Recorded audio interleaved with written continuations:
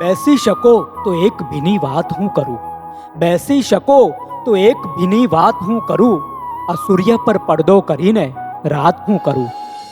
નમસ્કાર દર્શક મિત્રો, જીડીપીએલની ગુજરાતી ચેનલના કાવ્ય રસમાં આપનું સ્વાગત છે. ડૉક્ટર સતીન દેસાઈ જીવન અને કવન માં આ શ્રેણીમાં આપણે પાછા મળી રહ્યા છીએ. અગાઉ પણ કેટલીય વાતો એમના એવોર્ડથી લઈને, એમના અનુવાદથી લઈને, એમની કવિતાઓથી લઈને આપણે ઘણી બધી વાતો સમાજ માટે, હું હંમેશા કહું છું, સર્જક એટલે પરમાત્માનું એક એવું એન્ટેના જે પરમાત્માના સંવેદનો ઝીલીને સમાજને કંઈક નોખું અનોખું પ્રદાન કરતા એવા સર્જકોની આપણે વાતો કરીએ છીએ, એવા સર્જકોને આપણે ગુલાલથી રંગીએ છીએ.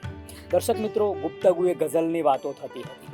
હવે સતીન સરને આપણે પ્રશ્ન એ કરવો છે, નીતિન સર પાસેથી આપણે ગઝલોનું પઠન સાંભળવું છે કે એમની ગઝલ એમના પઠન દ્વારા આપણે દર્શક મિત્રો તમારા સુધી પહોંચાડવી છે. ગુજરાતી ગઝલની સાથે સાથે અનુવાદિત ગઝલ, એટલે આપને પણ એની ખબર કે કઈ રીતે અનુવાદિત થઈ છે, કવિના સ્વમુખે પઠન થાય છે, એનો પણ એક લાહવો છે.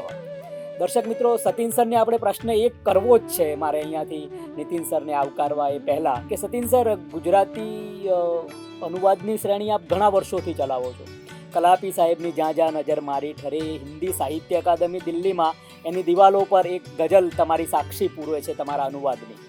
એ પછી તો ભૂપેન્દ્ર શેઠ નીલમનો સંગ્રહ તમે કર્યો, પછી તો તાદર્થના દિલની જબાનમાં બે ભાગ થયા, સુરત ધબકમાં થયા, સુરતમાં કોઈક તાપ્તી લોકનું અનુવાદિત થયું. એટલે આપણે ઘણા બધા અનુવાદમાંથી તાપ પસાર થયા છો. એની સાથે સાથે તમે ગુજરાતનો કોઈ એવો ગઝલકાર નહીં હોય કે જેની 2 થી 3 રચનાઓ તમે અનુવાદિત નહીં કરી હોય, અને દિલની જબાનમાં પ્રગટ થયા, તાદર્થમાં પૂર્વી ઓઝા, મફત ઓઝાના દીકરી. તો આ બધું જ થયું છે. તો તમને કઈ રીતે ગમે છે ગઝલોને, કઈ રીતે અનુવાદ કરો છો, એ થોડીક વાત કરજો. તમે જોડી આપજો ગુપ્તગુએ ગઝલ સુધી. તમે હાકલે ગઝલે કરી છે, મિત્રતાના સ્વરૂપમાં કે મિત્ર છે તો એનું પણ ઋણાનુબંધ સ્વીકારીને તમે કર્યું છે. તો એ કઈ રીતે થયું છે બધી કામ, એ થોડુંક તમે વાત કરજો. નીતિન સરને આવકારીએ, નીતિન સર પણ એમની ગઝલ એમના સ્વમુખે બોલે. નમસ્કાર દર્શક મિત્રો, સતીન દેસાઈ સાહેબને આપણે વિનંતી કરીએ. आपसे मुखातिब हूँ. आज जो हिंदुस्तानी गुजराती गज़ल के हिंदुस्तानी तर्जुमा की जो बात करता हूँ, भगवान के करम से पिछले 25 साल से इसी में मैं कार्यरत हूँ, और आपको ये तजर्बात भी एहसासात भी हैं कि काफ़ी पुस्तकें मेरी शाया हो चुकी है, प्रसिद्ध हो चुकी है, प्रकट हो चुकी हैं, काफ़ी विशेषांक आए. इसके बारे में मैं बात ज़्यादा नहीं करना चाहता हूँ. राजेंद्र बालाशंकर कंथारिया से लेकर आज के शायरों तक के भावानुवाद मैंने किए हैं. वो भावानुवाद अपनी तरफ से, अपनी ओर से अपना एक महत्व रखते हैं. जैसे कि उन्होंने बताया शैलेश भाई ने कि कलापी का झाझा नजर मारी ठहरे, यादी भरी थी आपनी, ठहरे जहाँ मेरी नजर यादें वहाँ है आपकी, बहती ये चश्मे नम से भी यादें जवां हैं आपकी, 1 मीटर में गागा लगा वहाँ गागा लगा में हुई है. बहुत आनंद आता है जब भावानुवाद, क्योंकि मुमताज राशिद और इन्होंने बताया रमेश पारेख ने, इस तरह से जो भावानुवाद होते हैं और आप इसको दुनिया के आलम के कोने कोने तक पहुंचाते हैं. जब धबक का पहला भावानुवाद मेरा विशेषांक प्रसिद्ध हुआ तो आपको ये बड़े राज और सत्य की बात है कि चिनू मोदी और राजेश व्यास इसको सर पे लेके नाचे थे, बोले कि आज पहली बार गुजराती गजल इस तरह से पूरे आलम में जा रही है और इनकी महत्व, इनकी अजमत का लोगों को ख्याल आ रहा है. तब से लेकर आज तक मेरी एक निगाह रही है कि इन गज़ल को भावानुवाद करके मैं इनकी गज़लियत को हिंदुस्तानी ज़बान में उर्दू के जो महारत रखने वाले शायर हैं, गालिब हैं, मीर हैं, फैज़ अहमद, फैज़ हैं, फराक है, उनकी गज़लियत के कितने करीब ला सकता हूँ. तब मुझे महसूस हुआ कि इनकी गज़लों में जिनके तर्जुमात मैंने किए, उनकी गज़लों में 2 बातें मुझे ख़ास तौर पर दिखने आई. मैं बिल्कुल सच हक़ाइक़ आपको बताता हूँ. या तो इनकी अहम हूँ, उनका जो इतना प्रबल है हुंकार, वो कभी कभी बड़े बड़े शायरों में दिखा. दूसरों में जिद्दीयत के नाते जो बात लाने चाहते वो वास्तव से परे हो जाती थी. इसको खींचते खींचते यहाँ तक जैसे दिल की जबान में 2 तादर्थ ने किया, दबक ने किया, कहीं ताप्ती लोक ने किया, कहीं आपके शबनमी आफ्ताब शबनमी को आपके शैलेश पंड्या जी का हुआ. अभी हुंकार अकल प्रताप सिंह डाबी का बड़े आयसिक संग्रह, लेकिन आपकी शबनमी गुप्तगु और शबनमी आफ्ताब ने तो मैं समझा कि भावानुवाद काल में कहर मचा है. इसको हम कहर कहेंगे क्योंकि दोनों को इनामात मिले अकादमी के. जब ये निगाह चलते चलते आप समझे बहुत सारे हसीन और हसीनाओं को देखते हैं आप, उसके बाद अगर आपको नरगिस की तरह एक अच्छा फूल दिखाई देता है जंगल में, इकबाल फरमाते हजारों साल नरगिस हमसे बेनूरी फिर होती है, बड़ी मुश्किल से होता है चमन में दीदा बर पैदा. तो नितिन पारेख ऐसे नरगिस के फूल थे, पर वो इकबाल की तरह नहीं कि बेनूरी पे रोते थे, खुद ही नूरानी है, मुनव्वर हैं, उनके अनवार चारों ओर फैले हुए हैं। और द्वार भीतर के खोल मुसाफिर, भीतर दर्द खोल मुसाफिर का एक साधक, एक मुसाफिर, वो उनकी जब भी गजलें पढ़ी तो मुझे लगा कि यार ये शख्स अपने आप में बड़े काबिल काम करता है। अगर इनकी गजलों की सादगी को लेकर, इनकी हक़ाइक़ व हकीकतों को लेकर, इनकी रूहानियत को लेकर हम इस पर काम करें तो शायद ये ओरिजिनल शायर और जिनके तर्जुमाकारी का, ये मीनाकारी का मैं, हम दोनों मिलके, जैसे हम शक्ल हम जिन्स हम जबान, गजलों में अनुवाद जब भावानुवाद होते तो हम जबानी हम सुखानी होनी चाहिए ना, एक दूसरे के परस्पर भाव के सम्मिश्रण कैसा होना चाहिए, तार से तार दूसरे, जिसको गायकी में मुर्की कहते हैं कि स्वर नहीं बदलता लेकिन उसकी लपेट में आते हैं और पता नहीं चलता। अंकुर ने यही बताया जब आपके अनुवाद किए भावानुवाद, तो अंकुर ने बताया कि इसको भावानुवाद मत कहिए, नितिन पारे के शेर अपने आप में मुकम्मल गुजराती में ठहरते हैं और आपके भावानुवाद भी एक अलग अस्तित्व उसके वजूद धराते। ये बहुत बड़ी बात है। डॉक्टर अंकुर देसाई आपके उसमें कह गया प्रस्तावना में, तो मैं कहता हूँ कि ये भावानुवाद की शक्ल की तो आपके बाद में करने वाले हैं, लेकिन नितिन जी हम आपका स्वागत इसी महफिल में अलग अंदाज से करना चाहते हो कि आप उर्दू के सफर में दाखिल इसलिए कहता हूँ कि जमीन और आसमां तुमको मुबारकबाद देते हैं नितिन जी, दो जहां तुमको मुबारकबाद देते हैं। अब रहा सवाल, मीरो गालिब भी जन्नत से दुआएं देते हैं तुमको और गजल के कारवा तुमको मुबारकबाद देते हैं। तो हम आपके सामने बैठे, हम आप ही से, आपकी जबान से, आपका गुजराती लबोलेजा और आपने मेरी तर्जुमाकारी से जो हिंदी लबोलेजा, हिंदुस्तानी, आप बहुत अच्छा हिंदी पढ़ने लगे, तो मैं चाहता हूँ कि आप अपनी जबान से ही कुछ गजलें सामाइन को पेश करें और उसका लुत्फ सामाइन की उसकी खुशी को बांटें। आइए साहब। थैंक यू सतीन भाई, आपने बहुत अच्छी बात की। मैं कुछ रचनाएं गुजराती में, कुछ हिंदी में पेश करने की इजाजत चाहता हूँ। वाह।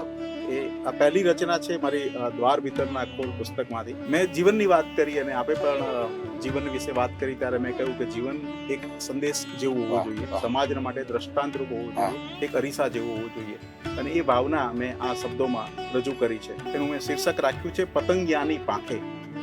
પતંગિયાની પાંખે જઈને પુષ્પોમાં સંતાવું છે, પતંગિયાની પાંખે જઈને પુષ્પોમાં સંતાવું છે, વાદળની આંખેથી વરસી પૃથ્વી પર પથરાવું। बहुत बड़ी बात। લેતો હોય હિલોળા સામે ખારો સાગર તો એમાં, લેતો હોય હિલોળા સામે ખારો સાગર તો એમાં, મીઠા જળની ધસમસતી કો સરિતા થઈને સમાવું છે। દુનિયાની કાંટાળી કેડી પર ચાલે એ સૌ કાજે, દુનિયાની કાંટાળી કેડી પર ચાલે એ સૌ કાજે, સ્નિગ્ધ સુવાસિત પુષ્પોનો પમરાટ બનીને ફેલાવું છે। बहुत बड़ी बात। સ્વાર્થી દુનિયાની ગણનામાં સાવ ભલે હું નિષ્ફળ છું, સ્વાર્થી દુનિયાની ગણનામાં સાવ ભલે હું નિષ્ફળ છું, ઈશ્વરની પ્રત્યેક પરીક્ષા પાસ કરી હરખાવું છે। बहुत बड़ी बात है। એ દુનિયાની તો ઘણી પરીક્ષાઓ પાસ કરીએ, ઈશ્વરની પરીક્ષા પાસ કરીએ ને તો સાચા મેડલ મળે। કેવળ વાતોના જ વડા ક્યાં સુધી કરીશું આમ નીતિન, કેવળ વાતોના જ વડા ક્યાં સુધી કરીશું આમ નીતિન, કોઈ રંકના ગાલ ઉપરના આંસુ જેમ લૂછાવું છે। પતંગિયાની પાંખે જઈને પુષ્પોમાં સંતાવું છે, વાદળની આંખેથી વરસી પૃથ્વી પર પથરાવું છે। બીજી મારી રચના હું અજવાળાની ક્ષણ આ કાવ્ય સંગ્રહમાંથી રજૂ કરીશ। જે મેં પહેલી વાત કરી ને એ જ વાતને હું બીજા શબ્દોમાં પણ દોહરાવું છું, અને એવું લાગે છે કે જીવન જન્મ્યા અને મૃત્યુ પામ્યા એની વચ્ચેનું જે છે ને, એને કેવી રીતે જીવવું એ જ આપણા હાથમાં હોય છે। અને એ જે માણસ જાય એ પહેલા જો એ એનું અજવાળું પાથરી શકે આ સંસારમાં તો જ એ જીવનની સાર્થકતા ગણાય। તો આ રચનાનું શીર્ષક છે ફેલાવીશ અજવાળું। હું કઈ તારો નથી ખરતો કે બસ પળમાં ખરી જાઉં, હું કઈ તારો નથી ખરતો કે બસ પળમાં ખરી જાઉં, નદીના પૂર જેવો પણ નથી કે ઓસરી જાઉં। ઘણા લોકો જુએ છે રાહ મારા અંતની કિંતુ, ઘણા લોકો જુએ છે રાહ મારા અંતની કિંતુ, સરળતાથી નહીં ઇતિહાસમાં કઈ હું સરી જાઉં। નિશાસા કોઈએ નાખ્યા, મિનારા કોઈએ બાંધ્યા, નિશાસા કોઈએ નાખ્યા, મિનારા કોઈએ બાંધ્યા, છતાં મારું લખેલું કઈ રીતે ફોગટ કરી જાઉં। ખબર કોઈએ પૂછી, કોઈએ મારી ખબર લીધી। ઘણા લોકો ખબર પૂછવા આવે છે, ખબર લેવા આવે છે, ખબર નથી પડતી, તો ખબર કોઈએ પૂછી, કોઈએ મારી ખબર લીધી, રખે ને ક્યાંક હું મહારાજ વચનોથી ફરી જાઉં. હશે અંતિમ સમય હું તોય ફેલાવીશ क्या અજવાળું. बात है. હશે અંતિમ સમય હું તોય ફેલાવીશ અજવાળું. દીવો એવો નથી કે ફૂંક મારો ને ઠરી જાઉં. હું કઈ તારો નથી ખરતો કે બસ પળમાં ખરી જાઉં. નદીના પૂર જેવો પણ નથી કે ઓસરી જાઉં. आपको मैं यहाँ रोकना चाहता हूँ. ये गजल है जिससे मैं काफी मुतासिर हुआ, या और मैं आपको ये गजल के नाते गालिब और फैज अहमद और फिराक तक पहुंचाना चाहता हूं. आपने गजलें पढ़ी है, अब मैं उसका भावानुवाद इसकी शक्ल दोष आप ही के गजल को जो मुझे खास तौर पे पेश करा, उसके बाद आप अपनी गजलें पढ़ी. इन्होंने कहा कि दमे आखिर को भी अपना नूर फैलाता रहूंगा मैं. दमे आखिरी सांस, दमे आखिर को भी जो बुता दिया है, दमे आखिर को भी अपना नूर फैलाता रहूंगा मैं. दिया वो मैं नहीं जो एक फूंक देते ही बुझ के मर जाऊं. शबे फिराक के बुझते हुए चिरागों से, मेरा शेर है, वियोग ना बुझता हुआ चिराग. शबे फिराक के बुझते हुए चिरागों से न सांस जिस्म न चद्दर की बात करनी है. गालिब तो कहते हैं कि शम्मा हर रंग में जलती है शहर धोने तक. शम्मा को शहर का क्यों इंतजार करने का. आप तो कहते हैं दमे आखिर क्यों ना हो, आप अपना नूर उसके बाद भी फैलाते रहेंगे. ये एक बहुत बड़ी बात है, इसलिए आपको हम सलाम करते हैं. और इसी गजल का आपने वो कहा है कि सीताराम मैं वो नहीं जो एक लम्हे में ही झर जाऊं, नहीं मैं हूँ नदी के बाढ़ जैसा जो बिखर जाऊं. आप अपने अस्तित्व की जिस तरह से बात करते हो, इसलिए आपकी गजलों के अंदर उतरने की हमको ख्वाहिश होते, गंगा के भीतर डुबकी लगाने क्या पड़ी हो.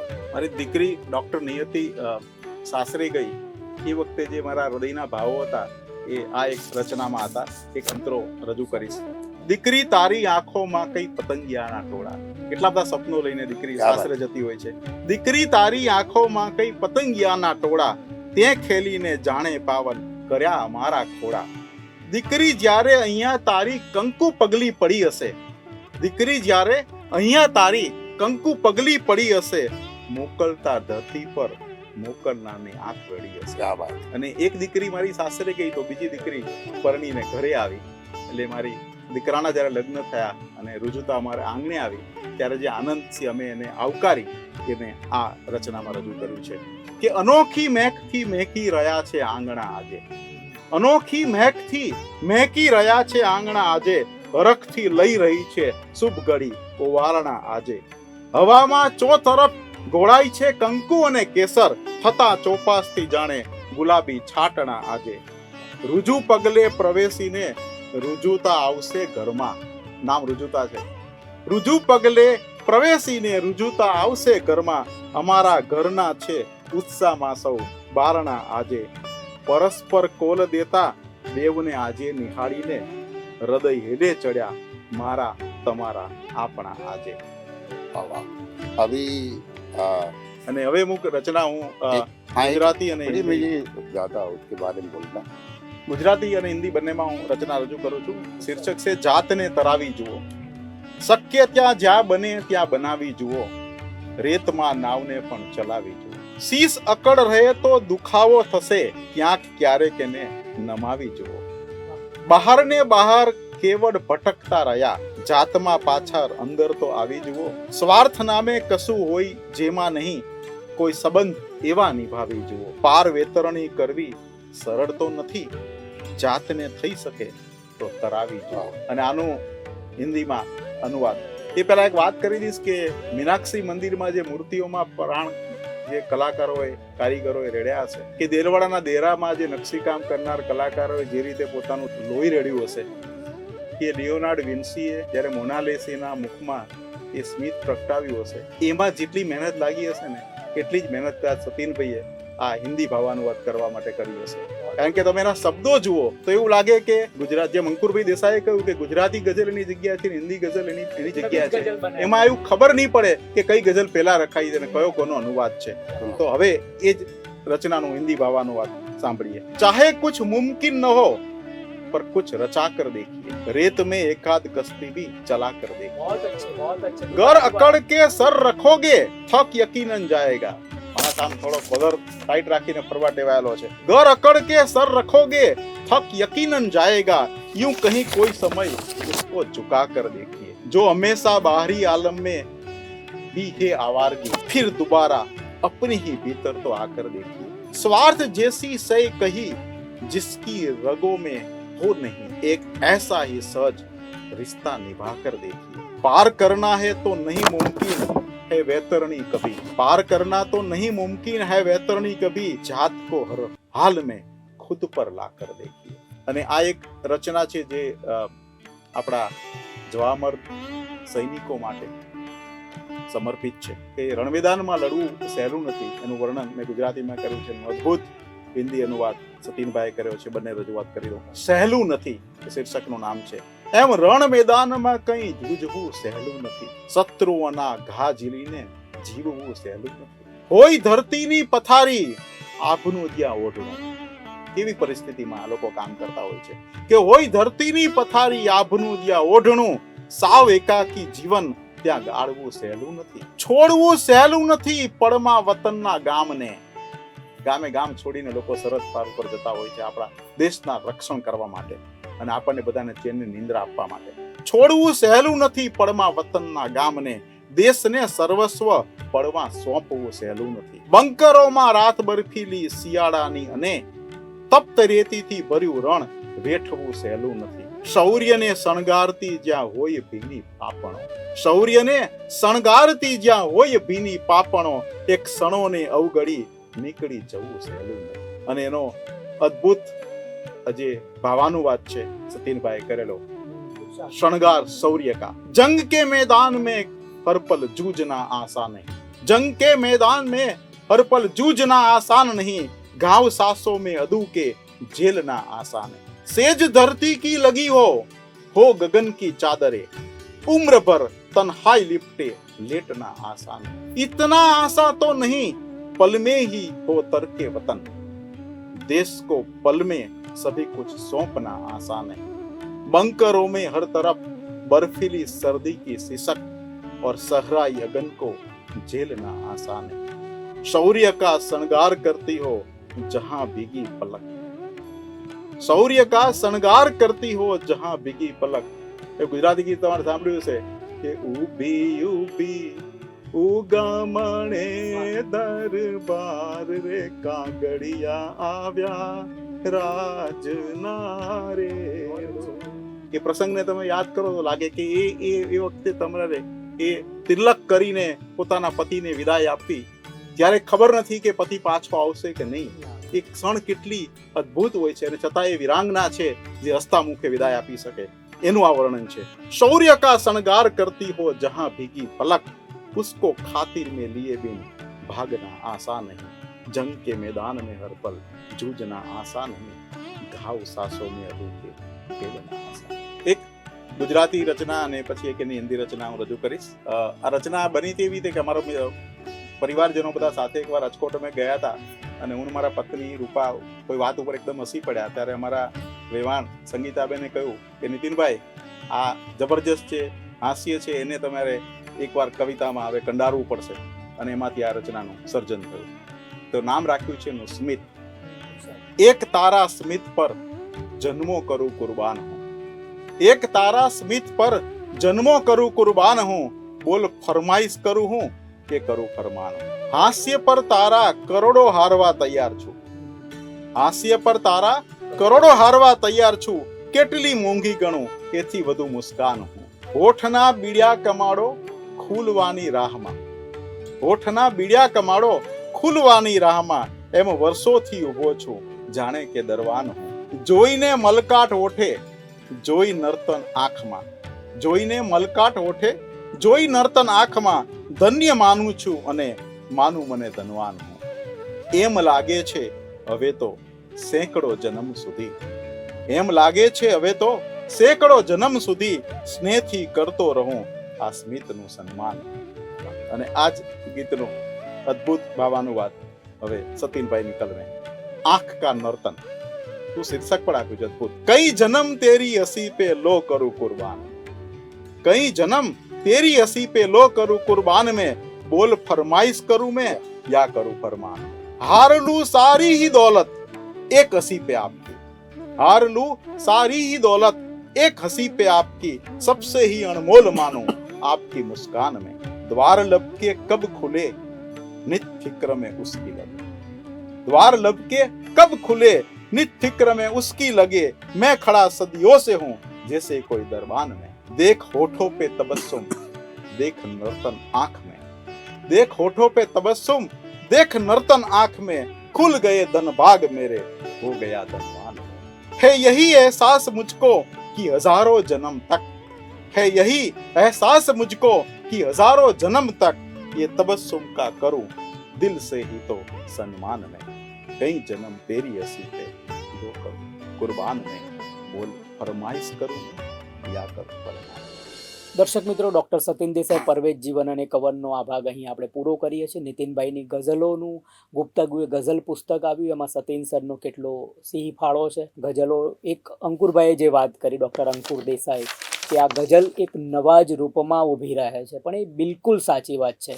કોઈ પણ ગઝલનો અનુવાદ સતીન સર એટલા ઓતપ્રોત થઈને કરે છે કે આખી ગઝલ એના રૂપ સાથે, એના નિખાર સાથે, એના પોએટિક એલિમેન્ટ સાથે અલગ ઊભી રહે છે. અને એ જ તો કમાલ છે ડૉક્ટર સતીન દેસાઈ પરવેજ સાહેબની, અને એટલે જ આપણે આ શ્રેણી ચલાવી રહ્યા છીએ. નમસ્કાર. બેસી શકો તો એક ભીની વાત હું કરું, બેસી શકો તો એક ભીની વાત હું કરું, આ સૂર્ય પર પડદો કરીને રાત હું કરું.